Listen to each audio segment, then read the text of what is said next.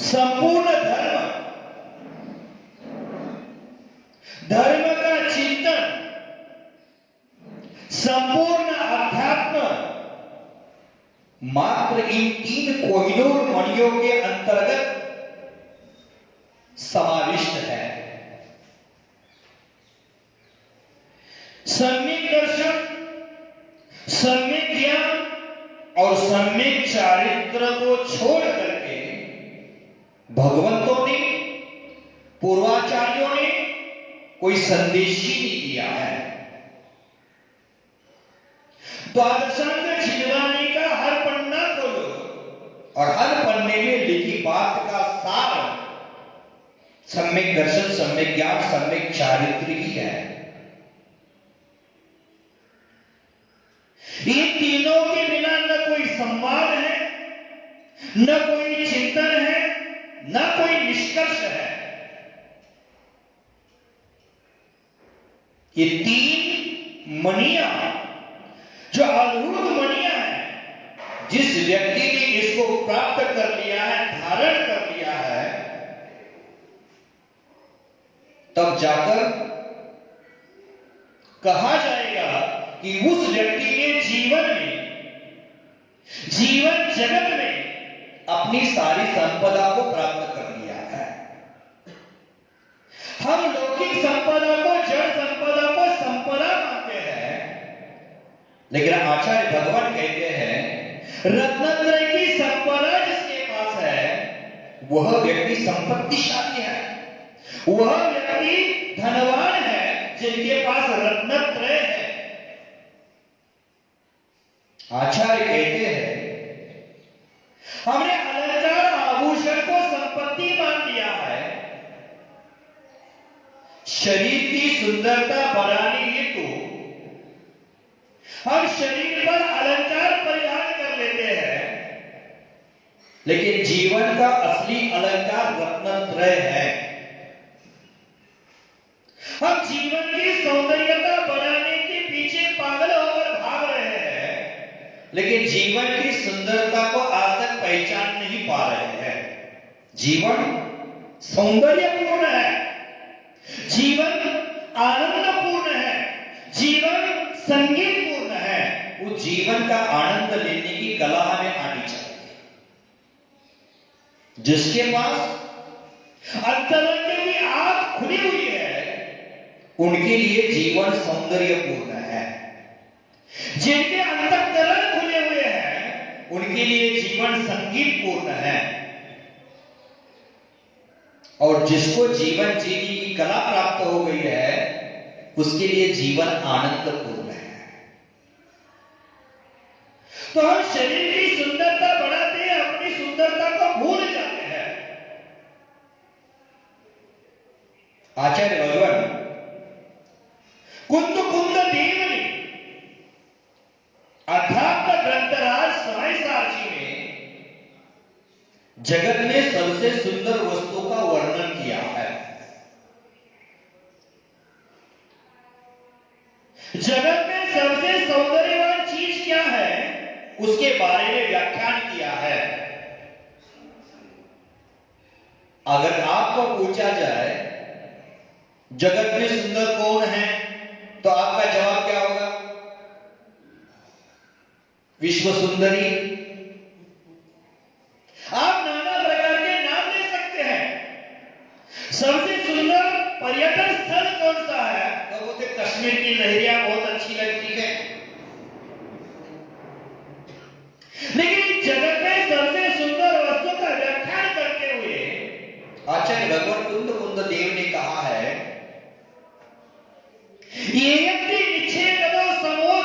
सुंदर लोगे बंद का तेन विसंवादी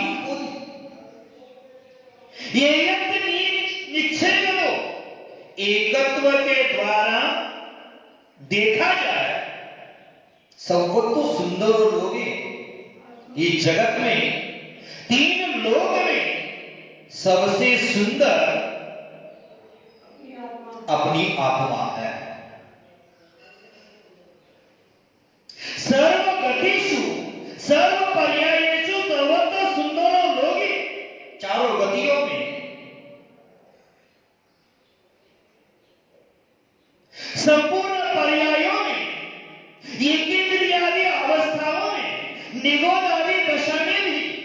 सबसे सुंदर वस्तु है हमारी आत्मा। लेकिन उस आत्मा की सुंदरता को आज तक हमने जाना नहीं, आत्मा की सुंदरता को पहचाना नहीं, आत्मा की सुंदरता का अनुभव नहीं किया, आत्मा का सुंदरता का परिचय नहीं किया। तो परिचय मैंने किसका किया है? गाथा भी लिखी है, सुन परिचितान मूला सत्वसिद्धिया काम भोग रंग कहा, यज्ञ सोलंबो नवरी न सुलभो विरक्त। हमने आज तक काम की कथा सुनी है, काम की कथा से परिचित है, काम की कथा का अनुभव किया है।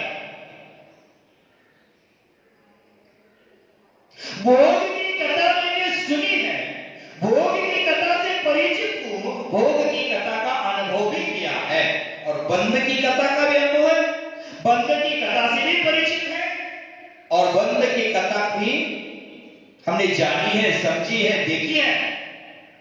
लेकिन निजात्मा की कथा से हमने आज तक परिचय नहीं किया, निजात्मा का मैंने अनुभव नहीं किया, निजात्मा को मैंने जाना नहीं, पहचाना नहीं, देखा नहीं, उसकी सुंदरता को समझा नहीं। इसी कारण से हम संसार में भ्रमण कर रहे हैं। और निजात्मा का कारण, न जानने का कारण आचार्य भगवान कहते हैं, अन्नान मोहित मदि मंच विनम बनंती पौकलम कौकम। मेरी मति को अज्ञान का ग्रहण लगने के कारण मैंने संपूर्ण पुद्गल द्रव्यों को अपना मान लिया है। यही मेरी भूल है, सबसे बड़ी भूल है कि जड़ द्रव्यों को, पर पदार्थों को, मुझसे भिन्न द्रव्यों को मैंने अपना मान लिया है, लेकिन अपना है उसको भूल चुका हूं। मोह के निमित्त हम किस किस को अपना मानते हैं? पूज्य पाद इष्टोपदेश ग्रंथराज में कहते हैं, ग्रह वपो धनम दारा पुत्र मित्राणि शत्रवः सर्वाधान्य स्वभावानि मूढ़ा स्वानि प्रबंधन्ते।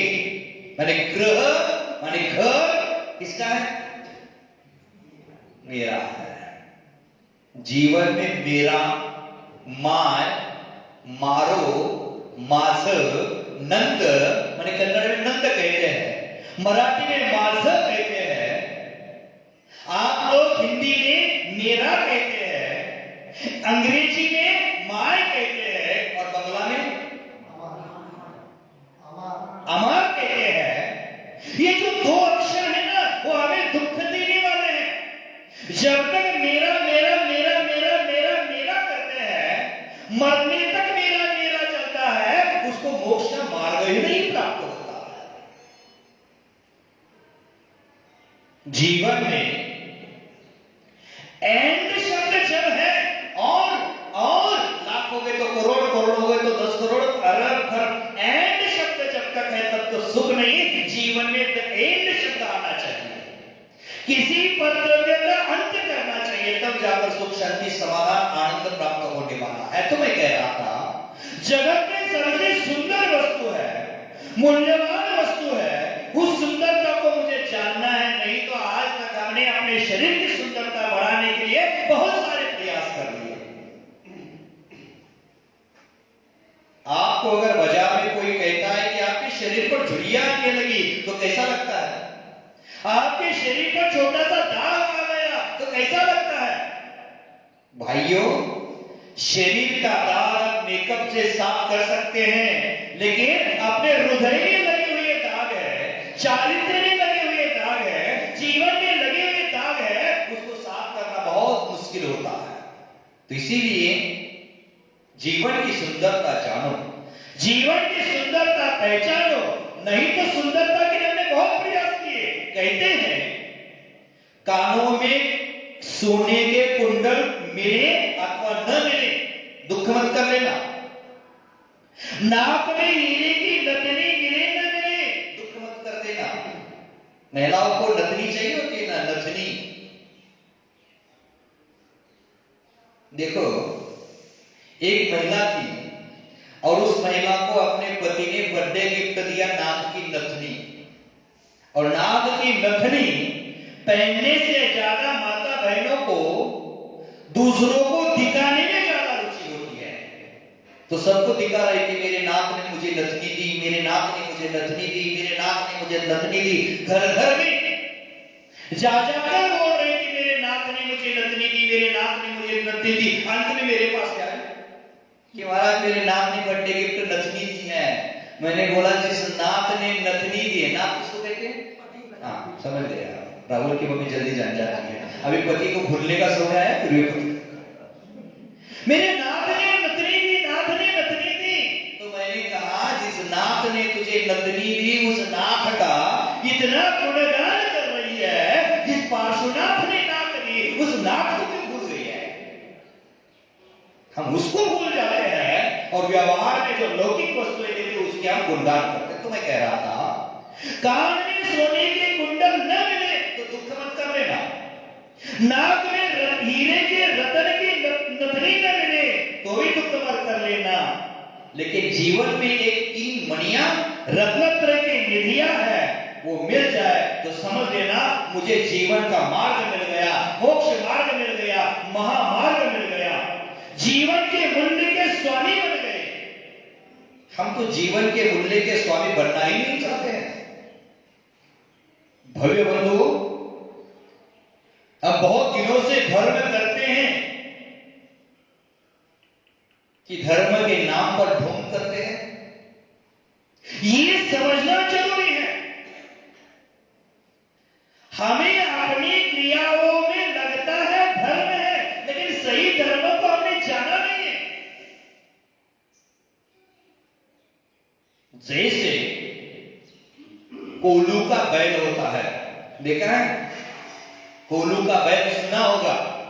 कोल्हू का बैल है, वो आग पर उसके पट्टी बांधी जाती है और दिन भर उसको घुमाया जाता है, दिन भर घुमाया जाता है, गोल गोल घूमता है। और जब पट्टी खोलते हैं और रात में विश्राम के लिए रुकता है तो कहां पाता है? जहां से शुरू किया था वही पाता है। जहां से शुरुआत हो गई थी वहां है, वहां दिन भर घूम रहा है, लेकिन अंत में जहां से यात्रा प्रारंभ की थी वही की वही है। उसी प्रकार हमारा भी हो रहा है, जीवन भर धर्म कर रहे हैं उस कोल्हू के बैल की तरह। अंत में देखा जाता तो जहां के तहां ही हैं। पूजा करते हैं 40 साल से, 50 साल से, 30 साल से, और पूजा करने के उपरांत विसर्जन में क्या बोलते हैं? पूजन विधि जानो नहीं जानो आह्वान, और विसर्जन हो नहीं क्षमा करो भगवान। देखो पूजन विधि जानो नहीं, पागल 40 साल से पूजन, 50 साल से पूजन कर रहा है, आज तक पूजन की विधि नहीं जान रहा है, भगवान के सामने मान नहीं रहा। पूजन विधि जानो नहीं जानो आह्वान। अरे पूजन विधि जानो, क्या होती है पूजन विधि? 5 अंग होते पूजा के, स्थापना, आह्वान, स्थापना, संधिकरण, पूजन और विसर्जन। ये 5 अंगों को जानना है, नहीं तो टेप रिकॉर्डर की तरह हम बोलते जा रहे, लेकिन उस शब्दों का अर्थ ही ज्ञात नहीं है। देखो, आह्वान करना है, स्थापना करना है, संधिकरण करना है। एक पूजा करने से एक पंचकल्याण करने का पुण्य मिलता है। आप नहीं, बाद में बताऊंगा, नहीं तो मेरा विषय चेंज हो जाएगा। आह्वान करना है, बुलाना है, कहां बुलाना है? आत्मम सन्निहितो, मेरे सानिध्य में, मेरे हृदय में आकर विराजित हो जाओ। देखो, आपके घर में साधु संत आहार के लिए आते हैं, आपके घर में कोई अशुद्धि दिख जाती है तो वहां से पुनः पीछे लौट जाते हैं। घर में आहार नहीं करते, पीछे लौट जाते हैं। एक साधु आपके घर में अशुद्धि दिखने के बाद पीछे लौट जाता है, तो 3 लोग के नाक आपके हृदय की अशुद्धि में कैसे आह्वानित हो सकते, कैसे स्थापित हो सकते? ये मंदिर में आना वाली प्रक्रिया है। मेरा शरीर ही मंदिर है, ये शरीर मंदिर है, मस्तक मंदिर का शिखर है, कान मंदिर की खिड़कियां हैं, खोल कर रखना। मुख मंदिर का दरवाजा है। ये सीना, ये हृदय हमारे मंदिर का गर्भालय है, मन की वेदी है, और हमारा आत्मा भगवान उस पर विराजमान है। मंदिर में भगवान को जो द्रव्य चढ़ाते, शुद्ध चढ़ाते कि अशुद्ध चढ़ाते? शुद्ध धोकर चढ़ाते, अच्छा क्वालिटी वाला चढ़ाते। देखो, भगवान को द्रव्य अच्छा चढ़ा रहे हैं, भोजन करते समझ लेना कि मैं मेरे देहालय में, मेरे देवालय में, मेरे शरीर रूपी मंदिर में मन रूपी कमलासन पर विराजित आत्मा रूपी भगवान की पूजा कर रहा हूं। और खाते समय सोच लेना मैं भगवान को एक एक अर्घ्य चढ़ा रहा हूं। तो आपके हाथ में, आपके थाली में आलू प्याज है, अभक्ष रखा हुआ है, अपनी आत्मा को अशुद्ध द्रव्य चढ़ा रहे हैं, तो आपने आज तक अपनी आत्मा का स्वरूप समझा ही नहीं है। तो आचार्य भगवान कहते हैं कि कोल्हू का बैल दिन भर घूमता है कि वही का वही पाया जाता है। मान लो कोल्हू का बैल सीधे रास्ते चलता जाता तो कहीं ना कहीं पहुंच जरूर जाता। गोल रास्ते पर घूमते रहे तो घूमना भर रह जाएगा, मात्र टहलना भर रह जाएगा, पर पहुंचेगी कहीं नहीं। जैसे बाहर जाते हैं और एक मील का पत्थर होता है, बहरमपुर 12 किलोमीटर, कितना है? बहरमपुर 15 किलोमीटर लिखा हुआ मील का पत्थर है। उस मील के पत्थर को दिन रात चक्कर लगाओगे, बहरमपुर कितने दिन में पहुंचाओगे? कभी नहीं पहुंचेंगे। उसी प्रकार हमारा धर्म कोल्हू के बैल की तरह वहां क्रियाकांडों में घूम रहा है, क्रियाकांडों में घूम रहा है, लेकिन अपने आत्म स्वरूप को मैंने जाना नहीं, आत्म स्वभाव को मैंने पहचाना नहीं, आत्मा की सुंदरता मैंने देखी नहीं। पहुंचेंगे मोक्ष? मोक्ष जाना है, सबसे पहले क्या करना पड़ेगा? मोक्ष जाना है, सबसे पहले क्या करना पड़ेगा? मोक्ष की दूरी तय करनी है तो सबसे पहले क्या करना पड़ेगा? माने यहां से आपको दिल्ली जाना है, पहले क्या करना पड़ेगा? टिकट तो ठीक है, टिकट निकाल भी दिए। टिकट निकालने के पहले, टिकट के पहले, तैयारी के पहले, मन बनाने के पहले, पीछे मैं जवाब तक आना चाहता हूं, सही जगह आपको पहुंचाना चाहता हूं। टिकट बनाना है, तैयारी करनी है, उसके पहले यहां से दिल्ली कितना किलोमीटर ये जानना पड़ेगा? 1100 है, 1500 है, 1800 है, 2000 है। दिल्ली कितना किलोमीटर है जानना पड़ेगा। दिल्ली को कौन सी ट्रेन जाती है जानना पड़ेगा, और कितने समय में पहुंचाती है ये भी जानना पड़ेगा। उसी प्रकार मोक्ष की यात्रा करने के लिए मोक्ष का डिस्टेंस कितना है ये भी जानना पड़ेगा। जैसे दिल्ली के लिए जाना डिस्टेंस, उसी प्रकार ये भी डिस्टेंस जानना पड़ेगा। यहां कोरोना के कारण हम सोशल डिस्टेंसिंग का पालन कर रहे हैं, लेकिन आत्मा से सोशल डिस्टेंसिंग मत कर लेना। आत्मा के नजदीक पहुंचाना, निज के नजदीक पहुंचाना। और डिस्टेंस जानने के पहले हम कहां हैं और वहां से डिस्टेंस कितना है ये देखना पड़ेगा।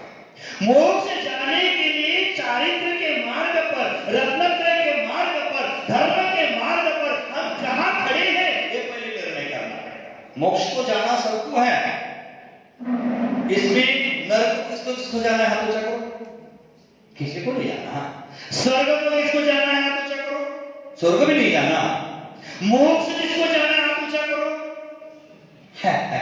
मोक्ष जाने वाले भी लोग हैं, स्वर्ग की चाह रखने वाले भी लोग हैं।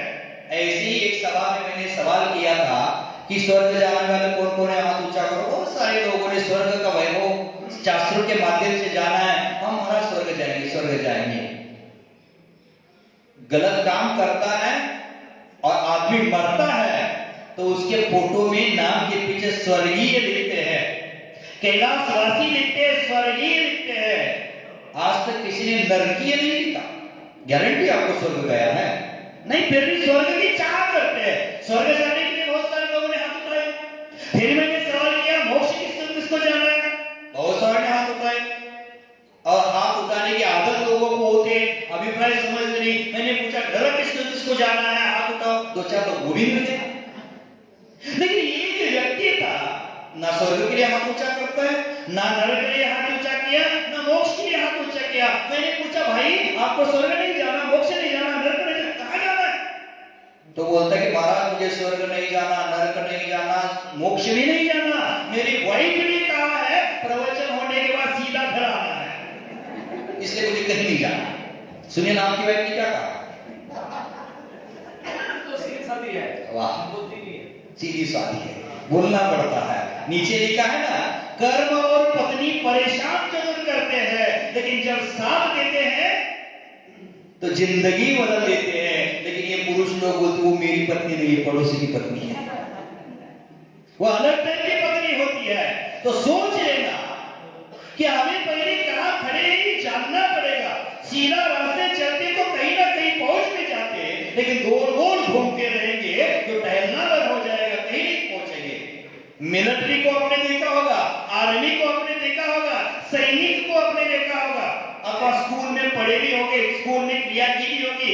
परेड होता है ना परेड। 26 जनवरी को लाल किला में चलता है, परेड होता है और सैनिक परेड करता है। एक मैदान में 5-6 घंटा घूम लेता है, 5-6 घंटा परेड कर लेता है, पर पहुंचेंगे वही जहां से शुरुआत हुई थी। इसलिए जो लोग मोक्ष और निर्वाण तक की महान पावन यात्रा करना चाहते हैं, वे अपने जीवन में अपनाए गए इन नगण्य तुच्छ मार्गों को, गलत मार्गों को दरकिनार करें और महामार्ग पर, रत्नत्रय के मार्ग पर, चारित्र के मार्ग पर अपना कदम बढ़ाए। वे दर्शन ज्ञान चारित्र को आत्मसात करें, जिसका एकमात्र लक्ष्य यही है कि अपने स्वरूप की प्रतिष्ठापित करना, अपने स्वरूप को समझ लेना। अपने बहिरंग के रूप के पीछे पागल होकर अपने स्वरूप को भूल चुके हैं। तो स्वरूप को जानना, स्वरूप की प्रतिष्ठित करना और आत्मा के परम वैभव को, आत्मा के परम ऐश्वर्य को उपलब्ध होना, यह हमारे मनुष्य जीवन का लक्ष्य होना चाहिए। हमने अपनी आत्मा को प्रतिष्ठित करना छोड़ करके जीवन जगत में अन्य बहुत सारे कारणों को प्रतिष्ठा का निमित्त मान लिया है।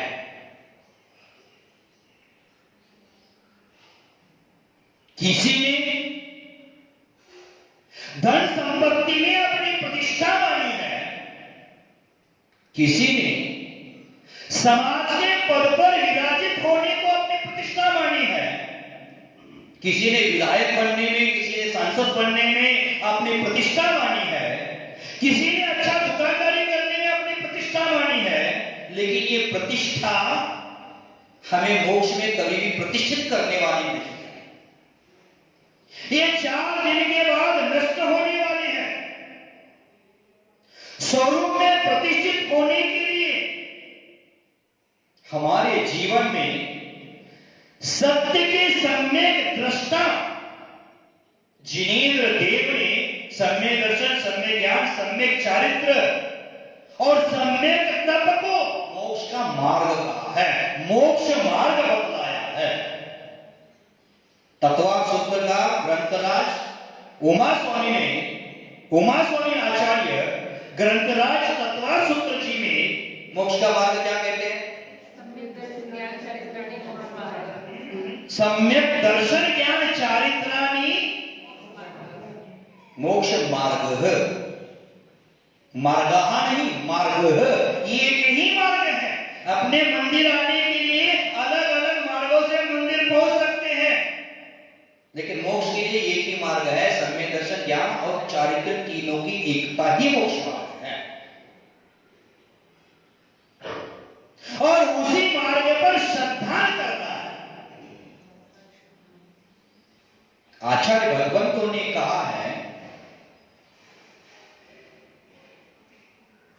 नानम च दंसनम जीव चरित्रम च तवोतः एसो मग्नोति पन्नतो जिनवरेहिं वरदर्शिहिं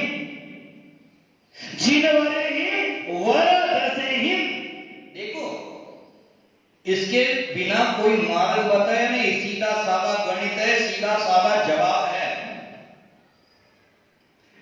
मार्ग में चलेंगे तो मंजिल मिलेगी, अब मार्ग में नहीं चलेंगे तो आप यहां आए हैं तो कुछ ज्ञान की बातें सुनने को मिल रही है, और याद नहीं आती तो क्या होता? कुछ नहीं मिलता। माने हम मार्ग पर चलेंगे तो भी मंजिल प्राप्त हो जाएगी, नहीं तो मंजिल मिलने वाली नहीं है। मंजिलें हजारों होती है, लेकिन चलने वाले गिने चुने होते हैं, और मंजिल पर चलता है वो मंजिल को प्राप्त कर लेता है। दर्शन, ज्ञान और चारित्र उस मंजिल का मार्ग है। नानम च दर्शनम जीव चरित्रम च तवोतः, ज्ञान, दर्शन, चारित्र। नानम माने ज्ञान, दर्शनम माने दर्शन, चरित्र माने चारित्र, तवोतः तवो माने तप। एसो मग्नोति पन्नतो, ऐसे मार्ग को जो प्राप्त होता है वह अपनी मंजिल को प्राप्त होता है, मोक्ष के फल को प्राप्त होता है। ऐसा जिनेन्द्र देव ने कहा है।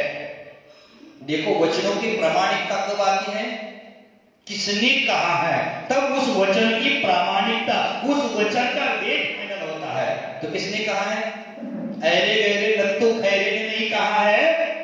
एसो पंडितो जिनवरे वरदर्शिहिं, जिनेन्द्र देव ने कहा है। और जिनेन्द्र देव ने कहा है वह गणधरों के माध्यम से, आचार्यों के माध्यम से जिनवानी में लिपिबद्ध किया है। जिनवानी में जो लिखा है वो गुरु उसका अध्ययन करते हैं, आप तक पहुंचाते हैं।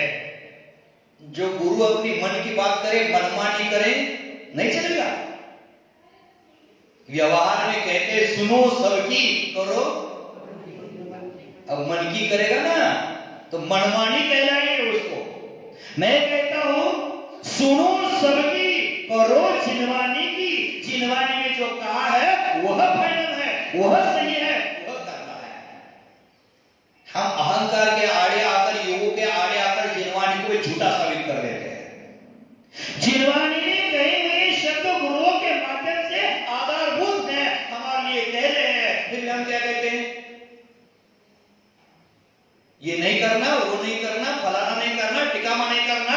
हम आगे नहीं बोलना चाहते, क्योंकि हमारा एक बार मुंह खुल जाता है ना तो सामने वालों का काम चौपट कर देते हैं, लेकिन हम खोलना नहीं चाहते। बहुत देर तक संयम रखते हैं, रखना भी चाहिए, उसी लिए तो हमने दीक्षा प्राप्त ली है।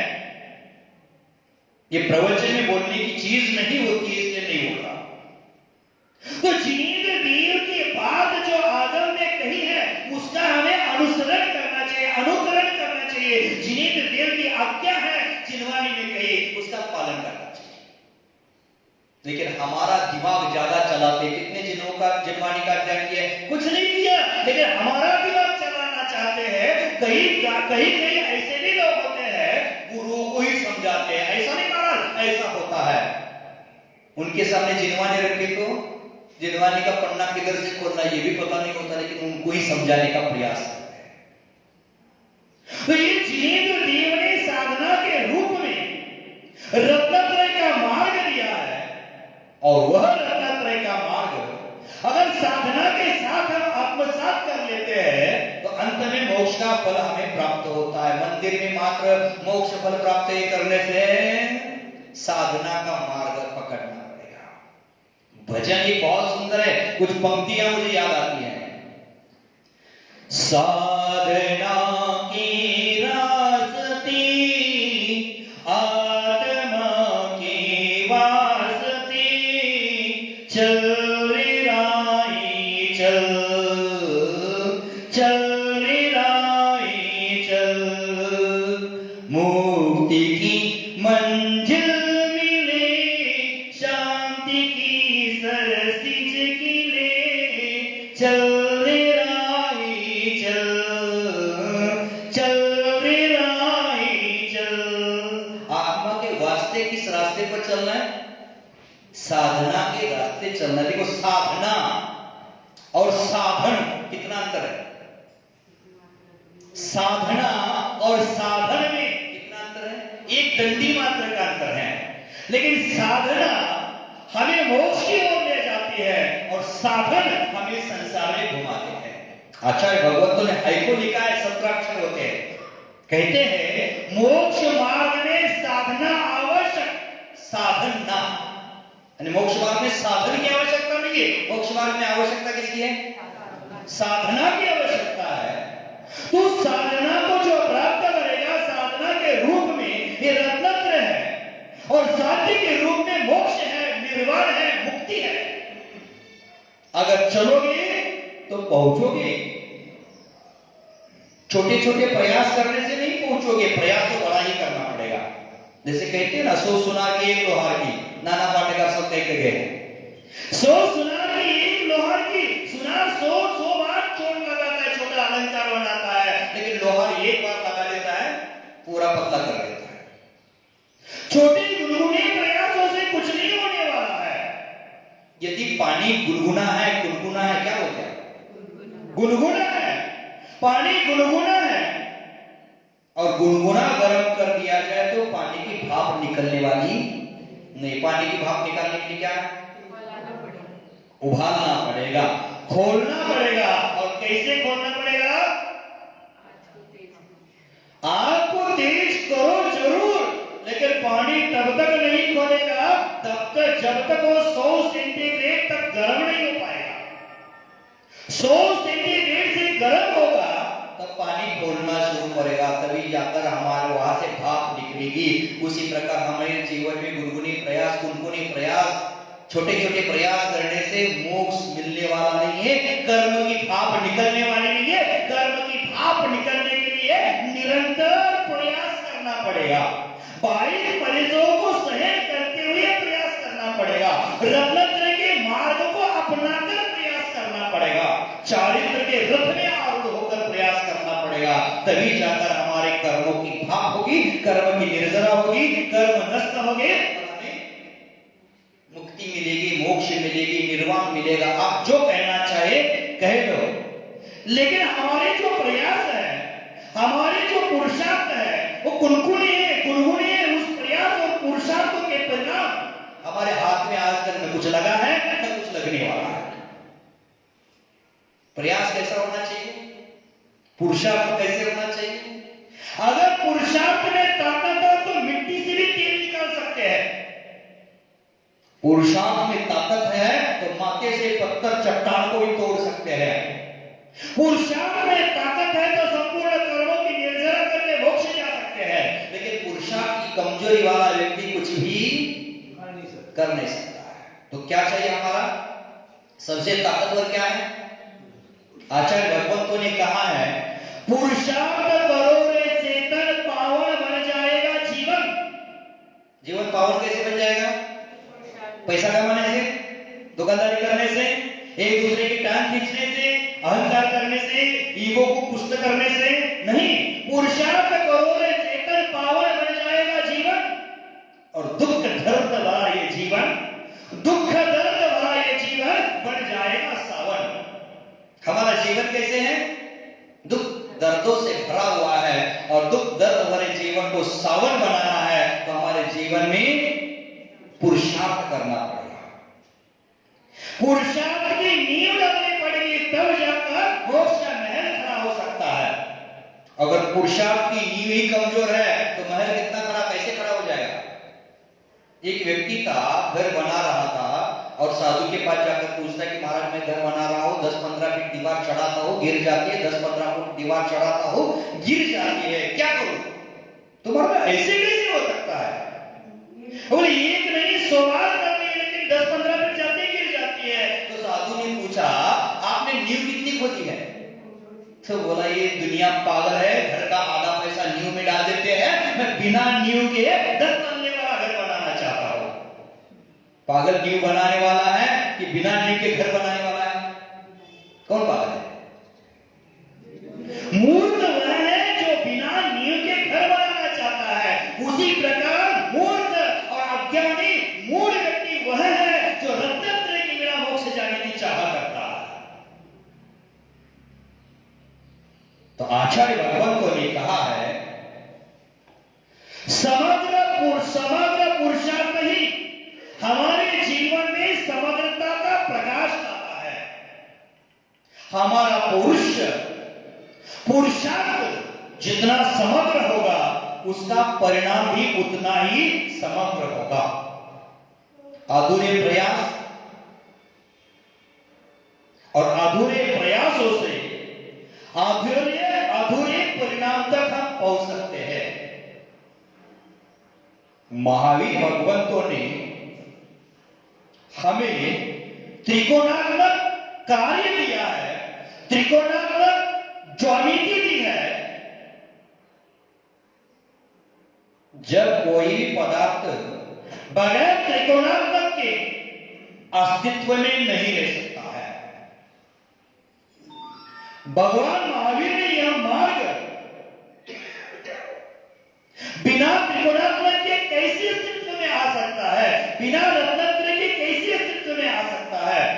मोक्ष का मार्ग तो सीधा है, सरल है, सुरभित है, शीतल है और शीतलता की छाव से भरा हुआ है। फिर भी हम क्यों नहीं पहुंच रहे हैं? जैसे गोलू का बैल दिन भर चलता है, दिन भर उसकी यात्रा है, कहीं नहीं पहुंचती, उसी प्रकार उस बैल की तरह हमने जो अपने आंखों पर जो मोह की पट्टी बांधी है, अज्ञान की पट्टी बांधी है, ईर्ष्या भाव की पट्टी बांधी है, राग द्वेष की पट्टी बांधी है, उसको खोलने की आवश्यकता है। क्रोध की पट्टी, कषाय की पट्टी, अंतरंग में जो कषाय का दावानल हम 30-40 साल से लेकर घूम रहे हैं, हमारे दुश्मनी को 30-40 साल से लेकर घूम रहे हैं, क्या फायदा हुआ? समाज का नाम हुआ कि समाज को कलंकित किया गया। देखो परस्पर का बैर विरोध जैसे ऐसे भूलना चाहिए जैसे 2020 के बाद 2019 का कैलेंडर भूल जाते हैं। लेकिन आप बैर विरोध भूलने में परंपरा से चलता रहता है। कहीं पूर्व में आपके समाज में हुआ होगा झगड़ा, किसी बुजुर्गों में वाद होगा, उसका बेटा भी आगे वो वाद चलाता है, उसका पोता भी आगे चलाता है, पोते का बेटा भी चलाता है। ये अच्छी बात नहीं होती, कतई अच्छी बात नहीं है। क्षमा मांगने वाले से ज्यादा महत्वपूर्ण क्षमा करने वाला होता है। क्षमा मांगना बहुत आसान है, लेकिन क्षमा करना बहुत कठिन है। तो आचार्य भगवंतों ने कहा है कि इस काम में, उस क्रोध में, उस कषायों में हम झुलस रहे हैं, उस आग में 100 बार झुलस रहे हैं, फिर भी आज भी उस आग के लपेटों में हम झुलस रहे हैं, तृष्णा दूर होकर झुलस रहे हैं और उस कोलू की बैल की तरह हमारी यात्रा हो गई, वही घूम रहे हैं। जैसे कहा था किस किस को मेरा मानता है, घर को मेरा मानता है, वहां से मेरा विषय चेंज हुआ था। ग्रह वस्तु धर्मदारा पुत्रा मित्राणि शत्रुवः सर्वात्मन्य स्वभावानि गुणास्वानि प्रपद्यन्ते। घर को मेरा मानता है, वफू माने शरीर को मेरा मानता है, धन मेरा मानता है। जैसे छोटे छोटे बच्चे होते हैं ना, बहुत होशियार होते हैं। पावी आती है और पावी बोलते पिंक कलर लड़की लोगों का है, पिंक कलर लड़का लोगों को नहीं पहनना चाहिए, पिंक कलर लड़की लोगों का है। और वो प्राइवेट छोटी सी बाबा उसको कुछ रुपया देता है तो बोलते पिंक कलर वाला नोट चाहिए। माने वो नोट भी कौन सा चाहिए उसको? पिंक कलर वाला। कौन सा पिंक कलर वाला? हम बचपन में 10 पैसा, 5 पैसा, 20 पैसा से हमारी जिंदगी शुरू हो गई है, और आज के बच्चे से पिंक कलर के 2000 के नोट से शुरू हो गई है। देखो उनका भी पुण्य है, उनका भी पुण्य जोड़ मार रहा है। हमें बचपन में 10-20 पैसा दिया तो समझते थे हमें बहुत बड़ी प्रॉपर्टी मिल गई, और आज बच्चों को 2000 का नोट दिया तो भी फेंक देता है। क्यों सुनिए? एकदम सही बोले।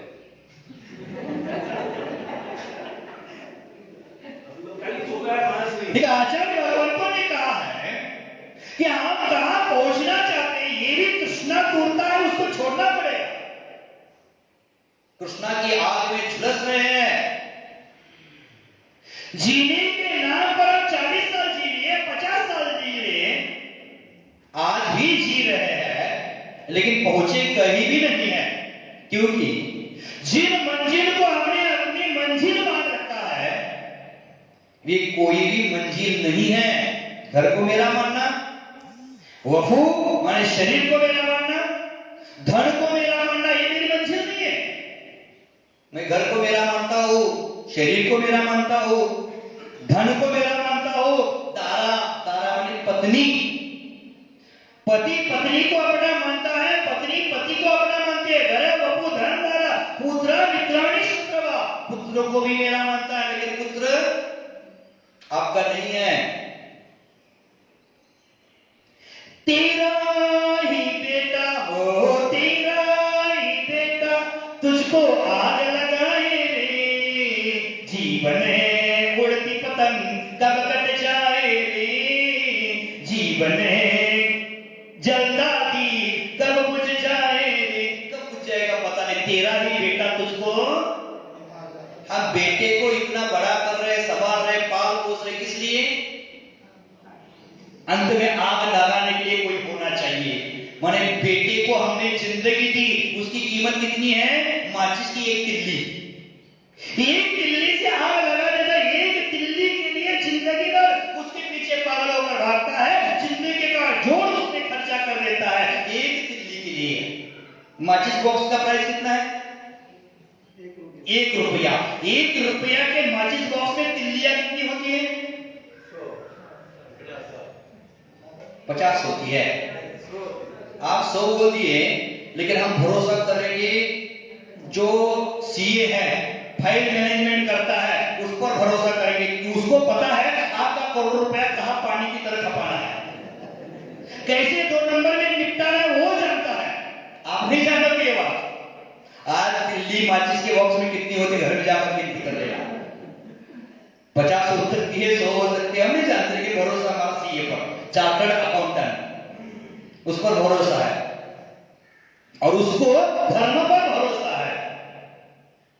इसलिए आए हुए संकटों को भी ठोकर लगाकर पुनः आज से मंदिर में आना उन्होंने प्रारंभ कर दिया। कि जीवन में बहुत सारे संकट आते हैं, लेकिन संकट में धर्म को कभी नहीं छोड़ना चाहिए, धर्म का भरोसा कभी नहीं छोड़ना चाहिए, धर्म का विश्वास कभी नहीं छोड़ना चाहिए।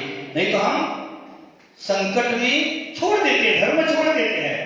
देखो माचिस की तिल्लियां 50 और 100 होती है, अगर 100 मान लिए तो एक माचिस की तिल्ली का प्राइस कितना होगा? 1 पैसा। माने अपनी जिंदगी की कीमत कितनी है? 1 पैसा।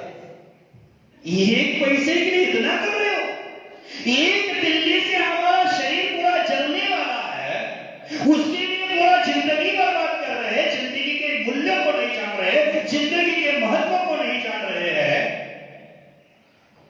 तो मंजिल हमने जिसको माना है वो मंजिल नहीं है। वह धनम धारा, पुत्र मित्राणी शुक्रवा, पुत्र को मेरा मान रहा है, मित्र को भी मेरा मान रहा है। पागल लोग मित्र को मेरा माने तो अच्छा है, यहां तक भी ठीक है, लेकिन अंत में शत्रवः माने शत्रु को भी मेरा मान रहा है, वो मेरा शत्रु है।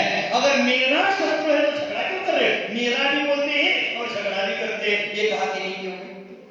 ये अज्ञानता है, ये मूर्खता है, ये मूर्खता है, ये जड़ता है, ये बुद्धि की कमजोरी है, बुद्धि की कमजोरी है। तो आचार्य भगवंतों ने कहा है हमने जिसको मंजिल माना है, जो मंजिल सही नहीं है, व्यक्ति की असली मंजिल के तो नजदीक पहुंचकर वो उससे दूर भाग रहा है। जैसे बहुत प्यासा व्यक्ति नदी के किनारे पानी पीने के लिए गर्मी के दिनों में जाता, इतना प्रयास करके 2-4 किलोमीटर दूर नदी थी, पानी पीने के लिए नदी के किनारे गया और वहां जाकर उसको दुकानदारी याद आ गई, बिना पानी पिए घर आ गया। तो उसी प्रकार धर्म के माध्यम से, गुरुओं के वाणी के माध्यम से, जिनवाणी के माध्यम से हम मुक्ति के मंजिल तक पहुंचते हैं और वहां से पुनः संसार के मोह रूपी तृष्णा, मोह रूपी ज्वाला हमें बुलाती है और वह हम पुनः प्यासे के प्यासे पुनः नदी से हम घर आते हैं। हमारी स्थिति बहुत विचित्र हो चुकी है, हमारा जीवन बहुत विचित्र बन चुका है। हम मंदिरों में प्रार्थना करते हैं, पूजा करते हैं, पाठ बोलते हैं, आरती बोलते हैं, स्तुति बोलते हैं, लेकिन वह कैसी है? ऊपर ऊपर भाव दुष्भाव में कर जाएंगे, ऊपर ऊपर की हम भक्ति कर लेंगे, लेकिन किसी के हृदय में परमात्मा का निवास नहीं हो पा रहा है। जोर जोर से चिल्ला चिल्ला कर भक्ति करते हैं। नवदा भक्ति में क्या बोलते हैं? पूर्णमती माता जी के द्वारा रचित नवदा भक्ति आप कभी बोले होंगे तो उसमें एक शब्द आते हैं, बहुत सुंदर शब्द है, जिनको अपना माना उनसे दुख पाया, नवदेव शरण आया, शरणा दो जगनामी, अब राग की आग मिटी, ऐसा वर दो स्वामी, नवदेव शरण आया, शरणा दो जगनामी। क्या पहले क्या बोली? जिनको अपना माना उनसे ही दुख पाया। हमें दुख मिलता है किनसे मिलता है? अपनों से मिलता है, परायों से कब मिलता है? रामायण में राम जी को वनवास जाना पड़ा, पर के कारण क्या? अपनों के कारण। पांडवों को राज्यगादी छोड़कर वनवास जाना पड़ा, अपनों के कारण कि पर के कारण? मीरा को जहर पिलाया गया, अपनों ने कि परायों ने? पार्श्वनाथ को उत्सर्ग किए, अपनों ने की कि परायों ने किए? अपना ही भाई। पूर्व दशकों में अपना ही भाई का उत्सर्ग करता रहा। मैंने संकट है अपनों से ही ज्यादा पाते हैं, पराये कम संकट देते हैं हमें, लेकिन जिसको अपना माना उनसे ही ये राग की आग मिटे। राग रूपी आग है, उसको मिटाना चाहिए, लेकिन मिटाती नहीं है। पूजा तो कर रहे हैं, फिर भी वही के वही खड़े हैं, अपने ही दुख ज्यादा देते हैं। अपनों के पीछे अपने जीवन के सही सपनों को भूल मत जाना। तो आचार्य भगवंतों ने कहा मंदिरों में प्रार्थना भी करेंगे, लेकिन हमारे अंदर हृदय में जो परमात्मा का निवास है वो आज तक हुआ ही नहीं है। अपने स्वयं के हृदय में परमात्मा के स्फुल्लिंग प्रकट नहीं हो रहे हैं। सब ऊपर ऊपर की प्रार्थनाएं, रोज प्रार्थनाएं चल रही है, वही के वही प्रार्थनाएं दोहरा रहे हैं। सारे जीव है उसके प्रति मैत्री के भाव रहे, रोज दोहरा रहे हैं। अमित गति स्वामी जी ने भावना द्वादशिका में कहा है, सत्वेषु मैत्रीं गुणेषु प्रमोदं, कृष्णेषु जीवेषु कृपा परत्वं, माद्य स्वभावं विपरीत वृत्तौ, सदा ममात्मा विदुधातु देव। क्या कहते? पहला शब्द है सत्वेषु मैत्री, माने जगत में जितनी जीव है उनके प्रति मेरा कैसा भाव रहे? वसी भावना द्वादशी का अभिप्राय मेरी भावना में उतरा है। क्या कहा है हिंदी में? मैत्री भाव जगत में मेरा। अब सोच लेना, हम मंदिर में रोज ये पाठ दोहराते हैं, मैत्री भाव जगत में मेरा सब जीवों से मित्र है। आप सत्वेषु मैत्री की भावना करते हैं, समता सर्वभूतेषु की भावना करते हैं, लेकिन ईमानदारी से कहना, अपने हृदय पर हाथ रखकर कहना, अपने स्वयं का स्मरण करके कहना, आपने आज तक कितने लोगों से मैत्री का रिश्ता बिना मायाचारी बिना कपटाचारी से निभाया। जगत के सभी प्राणियों से मैत्री की भावना भगवान के मंदिर में करते हैं और घर में भाई से झगड़ा करते हैं, मंदिर की भावना घर तक क्यों नहीं पहुंचती है? मंदिर एक प्रयोगशाला है। मंदिर में थ्योरी का शिक्षा दिया जाता है और जीवन में प्रैक्टिकल करना होता है। लेकिन प्रैक्टिकल के समय हम क्या करते हैं? मैत्री भाव जगत में भूल जाते हैं और मंदिर में थ्योरी में तो अंक हमारे अच्छे आ रहे हैं, लेकिन प्रैक्टिकल में आता नहीं है। फेल। उसी कक्षा ने पूरी जिंदगी निकाली हमारी, लेकिन जीवन में कोई उतराई नहीं है। आज से भगवान को प्रार्थना बोलते समय वो प्रत्येक शब्द का अभिप्राय ध्यान में रखना। जब आलोचना पाठ बोलते हैं उसमें एक शब्द बोलते हैं 22 अभक्ष मैंने आज तक खा लिए, उसके पापों का प्रक्षालन हो स्वामी, भावना रखते हैं, लेकिन 22 प्रकार के अभक्ष को हमने आज तक छोड़ा नहीं। तो हमारी प्रार्थनाएं रोज रोज वही दोहराते हैं, वही पूजा पाठ दोहराते हैं, लेकिन उसके प्रति हमारा भाव जागृत नहीं होता है। तो आचार्य भगवंतों ने कहा है कि मित्रता के नाम पर हमने शत्रुता की गांठ बांध ली है। मित्रता के नाम पर हमारी दुश्मनी पनपती जा रही है। तो भगवान के सामने पाठ बोलने से मतलब क्या बचता है? हम मंदिर में जाते हैं और समझ लेते हैं कि भगवान की मूर्ति मंदिर में है, वहां हम भगवान के सामने भाव विवल हो जाते हैं और मंदिर से निकलकर जब दुकान जाते हैं तो सारी चीजों में मिलावट कर देते हैं। दफ्तर में जाते हैं, ऑफिस में जाते हैं, वहां रिश्वतखोरी करते हैं। उस समय मंदिर के भगवान की भाव विवलता कहां जाती है हमारी? उस समय हमारा समर्पण कहां जाता है? उस समय हम मंदिर में भाव विवल होकर पूजा करते हैं और मिलावट करते समय हमारी भाव विवलता तिरोहित हो जाती है। यह मनुष्य की भ्रांति है, यह परमात्मा हर जगह मिलेगी। मंदिर में मात्र भगवान नहीं, भगवान कहां है? सब जगह है। आपको लगता है कि मंदिर में पुण्य करे, दुकान में पाप करे, छुप जाएगा? होता है ऐसा? मंदिर में कोई कार्य करने से पाप लगता है तो वही पाप घर में करने से भी लगता है।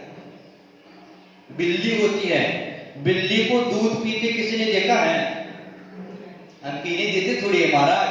बिल्ली दूध पीते तो बेलन लेकर उसके पीठ में दमा देते। बिल्ली को दूध पीते हुए शांति से देख लेना। जब बिल्ली दूध पीती है तो आंख बंद करके दूध पीती है। छोटा बच्चा भी मां का स्तनपान करता तो आंख बंद करके स्तनपान करता है। बिल्ली आंख बंद करके दूध पीती है तो बिल्ली को लगता है कि मुझे कोई देख नहीं रहा है, मैं दूध झट से पी लूं। लेकिन पीठ में बेलन लग जाती है तो उसको लगता है अरे कोई मुझे देख रहा है। उसी प्रकार आपको दुकान में जाने के बाद लगता है मुझे कोई देख नहीं रहा, मैं चुपके से मिलावट कर लूं, चुपके से रिश्वत दे दूं। तो मैं बार बार कहता हूं खुद से और खुदा से कुछ भी छिपता नहीं है, क्योंकि भगवान तीन लोक में जितने भी द्रव्य है, द्रव्य के पर्याय है, जितने भी गुण है, गुण के पर्याय है, उसको एक साथ जानते हैं। तो आप जो पाप कार्य कर रहे हैं उसको भगवान जान रहे हैं, नहीं जान रहे होंगे? मंदिर जी में कोई कार्य होना है, उसमें कोई अशुद्धि का प्रयोग होना है तो हम बहुत धर्मात्मा बन गए, अशुद्धि का प्रयोग नहीं करना। अरे पागल, वो अशुद्धि का प्रयोग है जो मैं उसको मना नहीं कर रहा हूं, लेकिन उसके बाद शुद्धि का प्रकरण भी आगम ग्रंथों में कहा है, उसके प्रक्षाल का प्रकरण भी आगम ग्रंथों में कहा है। वहां अशुद्धि आएगी, इसलिए उस कार्य को विरोध होता है। और वही व्यक्ति एक भैंस के चमड़े वाला जूता पहनकर घूम रहा है, वही व्यक्ति अभक्ष सेवन कर रहा है, आलू प्याज खा रहा है, और उसके आगे का काम क्या करते हैं? सुबह सुबह कोलगेट। सुबह का पहला काम क्या होता है हमारा? ब्रश करना। कोलगेट में क्या होता है पता है आपको? जो भी टूथपेस्ट है वो लगभग सभी टूथपेस्ट में कैल्शियम बढ़ाने के लिए जानवरों के हड्डी का चूर लिया जाता है। आज घर में जाकर आप सब विद्वान है, नेट खोलकर देख लेना क्या क्या कंटेंट्स उसमें है। आपका जो कोलगेट का बॉक्स होता है, ट्यूब होता है, उसमें कंटेंट्स दिए होते हैं, पढ़ लेना। अगर ये कंपनी वाले वो कंटेंट्स बहुत सावधानी से लिखते हैं, कंटेंट्स का नाम न लिखते, उसका कोड लिखते हैं और हमें समझ में नहीं आता। सुबह सुबह जानवरों का मांस चर्बी चूर रख रहा है मुंह में, और यहां शुद्धि का प्रकरण कहा है, फिर भी हमारे दिमाग में ऐसी चीजें आती है। क्यों आ रही है? क्योंकि आचार्य भगवंतों ने कहा है कि हमें लगता है कि मंदिर में धर्मात्मा बने और बाहर जो पाप करते हुए देख नहीं पाता, लेकिन खुद से और खुदा से त्रैलोकी के दृष्टा परम पिता जिनवर देव के आपसे कोई भी बात छुप नहीं सकती है। कितना भी छुप कर लो, कितना भी छुप कर लो, लेकिन छुपता नहीं है। मुझे किसी ने पूछा था हमारा धर्म अधर्म की व्याख्या कुछ गिने चुने शब्द में ले लो, तो मैंने कहा था जो सबके सामने आनंद के साथ खुले आकाश के नीचे कर सकते हैं वह धर्म है, और जो चुपके से कर देते वो अधर्म है। सबके सामने खुलकर कर सकते वो पुण्य है, और जो छुपकर करते वो चोरी। कोई खुलेआम कर सकता है क्या? कैसे करता है? छुपकर करता है, वो क्या है? और पाप हम छुपकर करते हैं, लगता है कोई हमें देखता नहीं है, तो देखता तो जरूर है भाई। भगवान की दृष्टि से कुछ छुपता नहीं है, ध्यान रखना। तो दुकान में जाकर हम भाव विवलता को छोड़ देते हैं, धर्मात्मपने को छोड़ देते हैं, तो भव्य बंधुवर अपने अंतरंग में झांक लेना। हमारे जीवन की यात्रा कहां तक पहुंची है, कहां से शुरू हो गई है। कोल्हू के बैल की तरह वर्तुलाकार यात्रा कर लेने से, अपने चित्त की अवस्थाओं पर न ध्यान देने से कुछ नहीं होने वाला है। अपने चित्त की अवस्थाओं पर हमारा ध्यान नहीं जा रहा है। जो सबको देखने वाला है उस सत्य के सम्यक दृष्टा पर हमारा ध्यान नहीं जा रहा है। आदमी केवल बाहर बाहर का धर्म कर ले रहा है, बाहर बाहर की ईमानदारी, बाहर बाहर की प्रामाणिकता दुनिया को दिखा रहा है। आध्यात्मिक की चार सीढ़ियां भी चढ़ लेता है, मंदिर में आकर चार चावल भी चढ़ा लेता है, लेकिन अंतर मन में जो विषय विकार है, जो काम क्रोध है, जो ममकार है, जो अहंकार है, जो राग द्वेष है, जो युगो है, उससे दूर नहीं हो रहा है। बेरंगी की क्रिया करने से क्या फायदा? कबीरदास ने एक जगह कहा है, कीर्तन कहा बिगाड़ियो जो मुंडो सोवार। केसन कहा बिगाड़ियो सो मुंडो सोवार। मन को क्यों नहीं मुंडिए जामे विष विकार। सिर का मुंडन हमने 100 बार कर लिया, एक बार नहीं 100 बार हमने सिर का मुंडन करवा लिया, बाल कटवा लिए, लेकिन मन का मुंडन क्यों नहीं किया? कि उस मन में विषय के विष विकार रहते हैं, उस मन का मुंडन करना चाहिए। देखिए हमने किसका मुंडन किया? सिर का मुंडन कर दिया। सिर मुंडाने से क्या लाभ होता है? महाराज जी के स्टोच करते क्या लाभ होता है?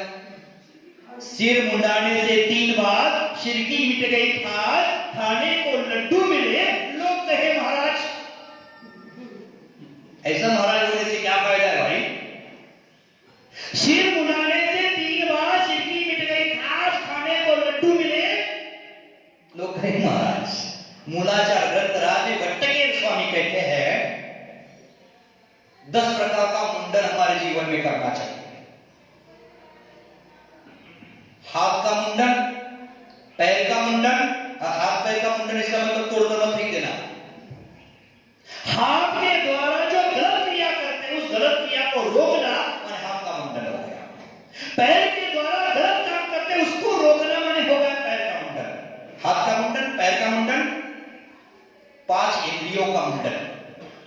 पांच इंद्रियों के विषयों के पीछे पागल होते उसको संयम का बांध लगाकर रोक लेना पंचेंद्रिय का मुंडन, और सिर का मुंडन, मूछ का मुंडन जो कर देता है वही साधु होता है। ये 10 प्रकार के मुंडन मूलाचार ग्रंथराज ने कहे हैं। तो यहां कबीरदास कह रहे हैं कि 100 बार हमने माथे के बाल मुंडवा दिए, लेकिन मन का मुंडन नहीं किया। मन में जो विषय विकार है उसको रोकने का प्रयास नहीं किया, तो हमारी जिंदगी कैसे आगे बढ़ पाएगी? हमारी जिंदगी आगे बढ़ नहीं पाएगी। हमारे जीवन को आगे बढ़ाना है, समय हो गया है, जीवन को आगे बढ़ाना है तो दर्शन यानी देखना अथवा श्रद्धा करना, और श्रद्धा कैसे करना? सजगता पूर्वक करना। ऐसे देखा देखी श्रद्धा मत कर लेना किसी पर। जानना, सावधान रहना और सजगता पूर्वक देखना, सजगता पूर्वक श्रद्धा करना माने हो गया दर्शन। ज्ञान यानी जानना, सजगता पूर्वक जानना, और चारित्र यानी सजगता पूर्वक आचरण करना। सही सही देखो, सुंदर सुंदर देखो, ये सम्यक दर्शन का प्रतीक है। हम सामने वाले में गुण देखते हैं कि दोष देखते हैं? कैसे सम्यक दृष्टि, कैसे धर्मात्मा हो आप? मंदिर में कहते हैं गुण ग्रहण का भाव रहेंगे तो दृष्टि न दोष पर जावे, और यहां क्या देख रहे हैं? सही सही देखना, सुंदर सुंदर देखना, ये सम्यक दर्शन है। सही सही जानना, सरस सरस जानना, ये सम्यक ज्ञान है। और सही सही सुंदर सुंदर करना, ये सम्यक चारित्र है। माने सही सही देखो, सुंदर सुंदर करो, सही सही जानो, सरस सरस करो, और सही सही करना है, सुंदर सुंदर देखना है। अगर सत्यम शिवम सुंदरम को देखना है, सत्यम शिवम सुंदरम कौन है? हमारा निजात।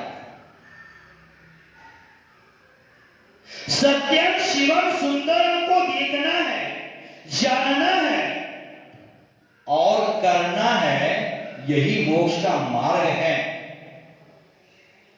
और उस मार्ग पर हमें चलना है। उदाहरण छोटा सा देता हूं। दर्शन भट्टी है माने चूल्हा, दर्शन भट्टी है, ज्ञान रोटी है, और चारित्र रोटी को पचाना है। दर्शन की भट्टी ने ज्ञान की रोटी सीखी है। बिना दर्शन के ज्ञान ज्ञान नहीं होता है, वो अज्ञान होता है, वो मिथ्या ज्ञान होता है। दर्शन की भट्टी ने ज्ञान की रोटी सीखी है, और चारित्र के द्वारा उस रोटी को पचाया जाता है।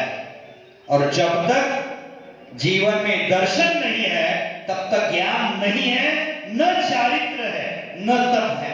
दर्शन की बिना ज्ञान ज्ञान नहीं, चारित्र चारित्र नहीं, और तप तप नहीं है। सम्यक्त्व के बिना किसी भी व्यक्ति को सही ज्ञान की प्राप्ति नहीं होती है। समय से ज्यादा कह रहा हूं, बहुत कुछ कहना है, क्योंकि महावीर भगवंतों ने द्वादशांग जिन्वानी के है, महावीर भगवंतों ने जितना भी उपदेश दिया है इस रत्नत्रय को छोड़कर कुछ दिया ही नहीं है। तो ये 1 घंटा में उस रत्नत्रय की महिमा में कैसे बखान कर सकता हो, उस रत्नत्रय की महिमा में कैसे बता सकता हो? कहना तो बहुत कुछ होता है, लेकिन समय की मर्यादा होती है। जैसे आज तारीख 27, कल आपके नगर में हमारा प्रवेश होकर 4 माह पूरा हो जाएगा, और 4 माह में लगभग आज का 8वां या 9वां प्रवचन शुरू होगा। पहले 2-4 दिन हुआ था, अब 2-4 दिन से चल रहा है, और बीच में 4 महीने के अंतराल में कुछ कहने का अवसर नहीं मिला। आज मिला है तो मुझे लगता है कि बहुत कुछ बोलने हैं। जैसे कोई लड़की ससुराल में 8-10 साल रहती है, एक बार भी पियर नहीं जाती है। आप साल में 8-10 बार जाती हो, बात अलग है। कोई लड़की ससुराल 8-10 साल से नहीं गई है, अब आपकी बेटी 8-10 साल आपके घर नहीं, पियर नहीं आई है, ससुराल नहीं, सॉरी, पियर नहीं गई है, पियर नहीं आई है, और 8-10 साल के बाद आती है। शाम का भोजन होता है और माँ बेटी बोलना शुरू कर देते हैं, बतिया करना, गपशप करना शुरू कर देते हैं, रात कैसे निकल जाती है पता चलता है। रात भर बतिया चलेगी, रात भर, क्योंकि बेटी का मिलन 8 साल के बाद मां से हुआ है। उसी प्रकार मेरे सामने बैठे माता बहन है, पिता बंधु है, मुझे लग रहा है कि 4 माह के बाद मैं आपसे बात कर रहा हूं, मैं बहुत दिनों के बाद अपने माता पिता से बात कर रहा हूं, इसलिए जितना बोले मेरा मन ही नहीं करता। एक मां जन्मदात्री होती है, एक माता पालन कर्त्री होती है। जन्मदात्री अच्छी होती है कि पालन कर्त्री अच्छी होती है? जन्म दिया फुकट, आप जो बोलेंगे उसके विरोध में बोलेंगे। आप जन्म देने वाली अच्छी बोलेंगे तो हम बोलेंगे पालन करने वाली फुकट। देखो, जन्म देने वाली माता तो स्वर्ग से निकालकर धरती पर लाती है, और ये जिनवानी माता या स्वर्ग से, धरती से स्वर्ग मोक्ष की ओर ले जाती है। जन्म देने वाली माता तो कुछ दिनों का पालन पोषण कर लेती है। जैसे नारायण कृष्ण को जन्म दिया था देवकी ने, और पालन करती यशोदा। नाम किसका लेते हैं? यशोमती मैया से यशोदा का। उसी प्रकार मुझे किसी भी माता ने जन्म दिया है, जरूर दिया है, उनका भी उपकार अनगिनत है। लेकिन इस मनुष्य पर्याय में दीक्षा देने के बाद मेरा मोक्ष मार्ग में सहयोगी बनने वाले ये माता, मेरा संयम का निर्वाह करने वाले, चारित्र पथ पर आगे बढ़ने के लिए सहयोग करने वाले ये माता बंधु है, ये माता बहन है, वो उस माता से कहीं अधिक गुना श्रेष्ठ है। घर में मैंने गृहस्थ ने बहुत सारे दोस्तों को मिला दिया, लेकिन वो दोस्त सुख के साथी थे। लेकिन आज जियागंज में जितने भी लोगों को मैंने दोस्त बना लिया है, वो सब दोस्त मेरे मोक्ष मार्ग के सहयोगी है, मोक्ष मार्ग के सहायक है, उनको मैं भुला नहीं सकता। ठीक है, हमारे गुरु महाराज कहते थे, जिस घर में आहार करते हो, जिस श्रावकों से आहार करते हो, उसके लिए भगवान के सामने एक क्षण के लिए प्रार्थना करना कि उनके जीवन में सुख मिले, शांति मिले, समृद्धि मिले, आनंद मिले और जीवन जीने का सही तरीका मिले। ये भावना मैं हर रोज भगवान के सामने करता हूँ। जो व्यक्ति पर्दे के पीछे, पर्दे से आगे आकर मेरे मोक्ष मार्ग में सहायक बन रहा है, उनका जरूर कल्याण हो। और निंदा करने वालों का सबसे पहले हो, निंदा करने वालों का सबसे पहले हो, क्योंकि निंदा करने वालों के प्रति अगर दुश्मनी रखोगे तो आपकी साधुता बर्बाद है। तो भले बंधु, आपके साथ चर्चा करने में जो आनंद आता है, वह आनंद मुझे सामायिक करते समय आता है, निज आत्मा का अनुभव करने में जो आनंद आता है, वही आनंद आपके साथ धर्म की चर्चा करने में आता है। क्योंकि आपको हमने सामान्य श्रावक समझा ही नहीं है। मेरे सामने जियागंज के इतने सारे भावी भगवान बैठे हैं, भावी सिद्ध बैठे हैं, और सिद्धों के साथ इस पंचम काल में बात करने का अवसर मिलता है, तो उससे अधिक आनंद क्या हो सकता है। मैं आनंद का वर्णन, आनंद का बखान मैं शब्दों में नहीं कर सकता हूँ, उतना आनंद मुझे आ रहा है। तो भव्य बंधु, इसके बारे में दर्शन ज्ञान चारित्र के बारे में बहुत समझाने लायक है। जैसे जैसे प्रसंग आएगा, जैसे जैसे गाड़ी आगे बढ़ेगी, तैसे तैसे आपको बताता जाएंगे। आप तैयार रहना, थकना मत। थकोगे तो कहीं भी नहीं पहुंचोगे। थकना मत, लेते रहना, लूटते रहना। किसी ने मुझे कल कहा कि महाराज आप देते हैं, आपसे प्रेरणा से होता है, लेकिन मैं कहता हूं मैं किसी को कुछ देता नहीं। अगर मैं देता हूं ऐसा बोलेंगे तो अहंकार आ जाएगा मुझे भी। मैं किसी को कुछ देता नहीं हूं, मैं किसी से कुछ लेता नहीं हूं। आहार ले तो बात अलग है। मैं किसी को कुछ देता नहीं हूं, मैं किसी से कुछ लेता नहीं हूं।